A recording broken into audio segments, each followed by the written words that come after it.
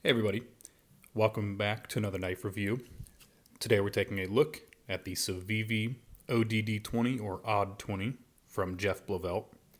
I don't know what the name means or stands for, or how you say it, ODD22 or ODD22, but it is based off the Catalyst design, which he's made for, or did make for a long time. I don't know if he still makes them, but that is a custom design, and he also had, I think, Arcform make a higher end production version of it. So this was originally going to be the Catalyst 2 or something like that, and then they changed the name probably because he already had a partnership with another company with that same name. So it makes sense to have something different. So real quick, I'll show the packaging. Should be same as any other Civivi packaging, but nice little pouch, some stickers, Civivi sticker, microfiber cleaning cloth, and a little paper thing in there. Nothing too important. Normal Civivi box. So on to the actual knife and onto the specs of it. Overall length is 7.13 inches. Blade length of 2.97. Nice that it's slightly under 3 inches, so if that's a requirement, then you're covered. Blade thickness 0.12. Handle length of 4.17 and a handle thickness of 0.47 inches. Weight is 3.66 ounces. Blade material, let me see if I can find it again. I remember seeing it at one point, but that might have been when I took the knife apart. I could see where they label the material, but it's 14C28N. Pretty good budget steel. I've been carrying this knife constantly for probably 3 weeks now, maybe. And the knife still seems very nice. I mean, there's no rust on it at all. Even with the bead blast finishes aren't the best for corrosion resistance because you have a little kind of surface texture all over it, and like a bunch of my little CRKT bead blast neck knives, fixed blades, they all have little tiny spots of rust on them, even if it's like 440C or something. So this has handled the pocket pretty well for a few weeks straight. Carried it every day except maybe one or two.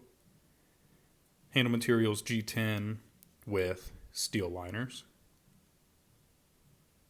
There you can see in there, they are skeletonized, kind of just a big hole on that side for the lock bar, and then actually skeletonized on that side.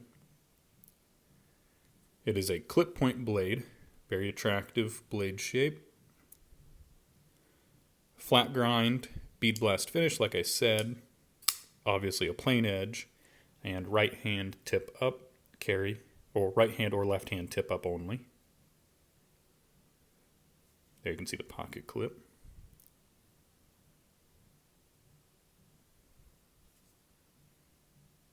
And it is a liner lock knife made in China, like all Civivis. There you can see the TuffKnives logo from Jeff Blavelt, or Tough Thumbs if you are an old YouTube fan from probably about 10 years ago. Onto the actual design of the knife. Like I said, it's based on the Catalyst. If you look online at pictures of Catalysts, it really doesn't look too much like it. Like there's some customs that they just literally take the exact design that the custom maker was making, and then they just make a production version of it. This is definitely like tweaked and changed and everything. It's not really like, it doesn't line up one-to-one to really any of the pictures I saw. And I think that's probably because if you've seen his old videos, a lot of the time it looked like he would just get a blade, water jet out, and then the handle line, or the handle scales, titanium, water jet out.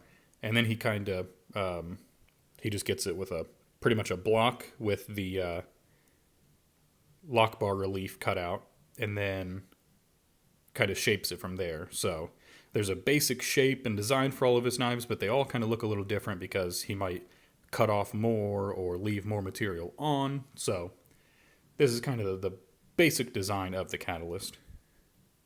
You can see the Civivi pivot, like on every Civivi now. It has standoffs with a lanyard post in there, which is nice. Doesn't take away from the actual design of the knife here and just hides it back in there. Should protect it pretty well from the blade, but I have not tried it, so I just assume it does. Flipper and thumb studs, which I really like because, I mean, it's very comfortable to do both. Great flipper. Thumb flicking is great. I don't middle finger flick it too often. You can, it's fine, but I just always, they're very, very comfortable thumb studs. Little pyramid kind of stepped pattern. Really smooth, round part in the middle, and very comfortable to use. Fires out with a nice detent. Does have a nice little bit of jimping in there.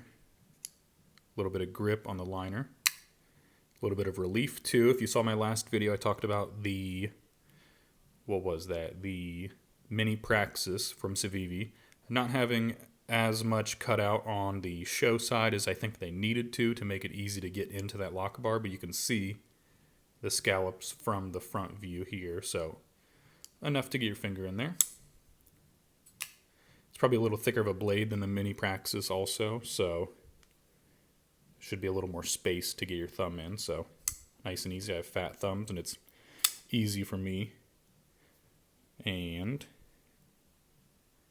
the clip, you can see it is recessed screws, so they go down into the clip, but the whole clip isn't recessed down, which on like the, I think the mini Banter and maybe the full-size Banter, at least on one of those versions, they have this side scalloped down, and then they have another one on this side so that the clip itself sits flush, which is definitely a big plus. I like that a lot more than it sitting like this, but I can live with this. It doesn't really get caught on the pocket that much, but they also don't have to have a cutout on this side, which kind of would ruin the lines a little. So there's pros and cons to having your clip recessed like that, but I don't think it is much of a negative for that. Also, the hardware is all very large Torx. I think like T8 probably for those, probably T8 for that, and then or maybe even bigger for those. I don't know, but it could be T10s for the regular, and then T8 for the handle or the clip. But very nice. I hate when, especially when little knives, because this is only a 2.97 inch blade. When little knives have little T6 hardware, it's way harder to take apart, especially if they Loctite it. It'll strip out or it'll ruin your T6 bit driver. So very nice that they went with big Torx hardware, because I did take this apart and clean it, and it was super easy to take apart. It took like a minute to take it apart, clean it, put it back together. Oop. On to the pros. So it came sharp. I can show a little cut test with my cheat sheet. Nice and easy. It's pretty hard to cut a piece of paper behind the camera, but if it cuts that easy, then you know it came sharp. I didn't touch up the edge or anything. This is just how it came and how I've used it for a couple weeks now. The steel's nice. 14C28N. I don't think I have any knives with that steel yet, but definitely good budget steel. I like it more than D2 since it's more corrosion resistant, and for the price of $59, 14C28N is definitely acceptable. I think it's a good quality for the price. Flips great, like I've been showing. See if I can get it left-handed with the thumb stud. Nice and easy. Good detent. It's got ceramic ball bearings and ceramic detent, so nice and smooth, nice and strong. The clip works great. It's pretty much your standard clip, so it just looks normal, but nice and deep carry. Goes in the pocket well. Nothing wrong with that. Thumb studs, like I already said, they're very, very comfortable. You can flip it 100 times or 1,000 times a day, and your thumb's not going to get chewed up. There's certain knives, like my Ace Iona from Giant Mouse Knives, and my Penguin, the S35VN titanium Penguin from QSP. Both of those I can think of have kind of sharp thumb studs, which, I mean, my thumbs are pretty strong. I can handle it, but it's obviously not as comfortable as these ones, which are nice and smooth. So they're smooth, and they still grip your finger enough to get you to flip it out. So no need to have it super sharp and grippy like those other two that I mentioned are. I think the size is great. A lot of Tough Thumbs knives have, or the TuffKnives have been kind of big, overbuilt knives, but this is a nice, compact design. 2.97 is not super small, and especially with a tall blade like that, it doesn't look very small, and feels good in the hand for me. I can get all my fingers on it. I have kind of maybe large size hands, not very big though, but I do have fat fingers, so they fit on fine. Thumb lands right on the jimping there, and it's nice and comfortable jimping. The cons, so the only thing I could think of, nothing about the design I didn't like. I love all of that.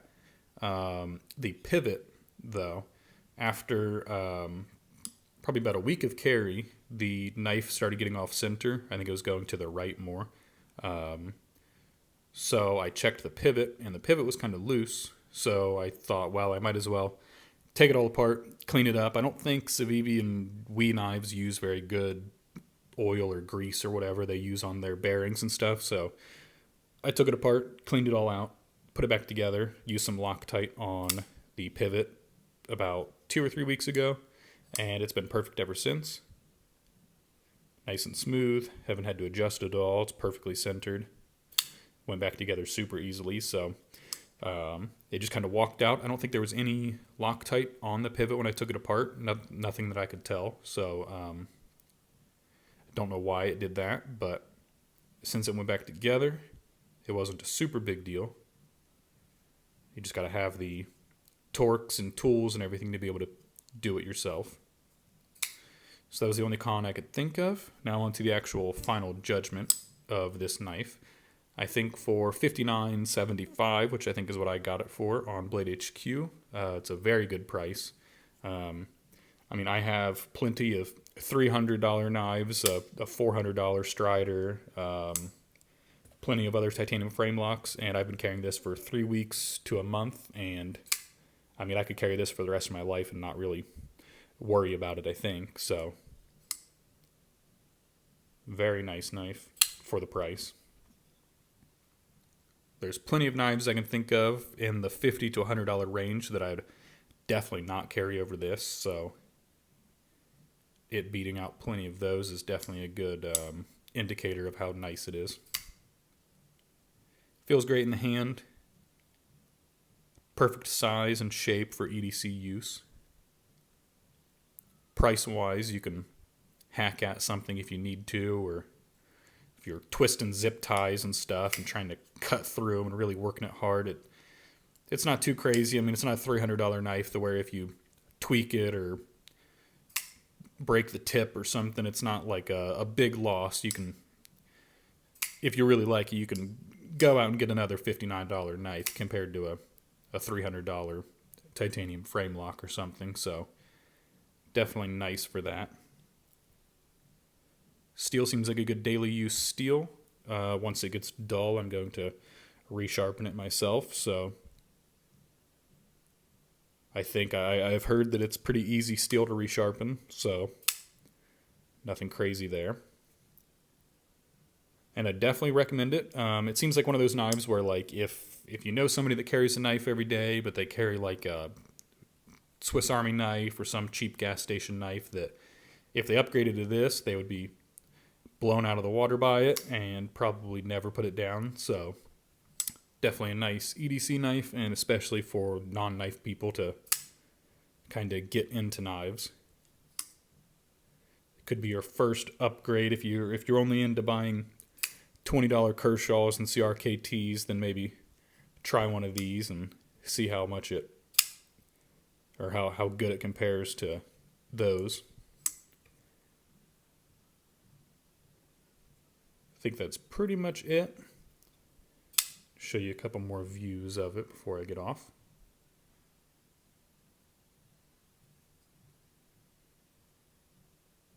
I do like his logo there. It's a nice logo. Then all the only other logo you have is that C there.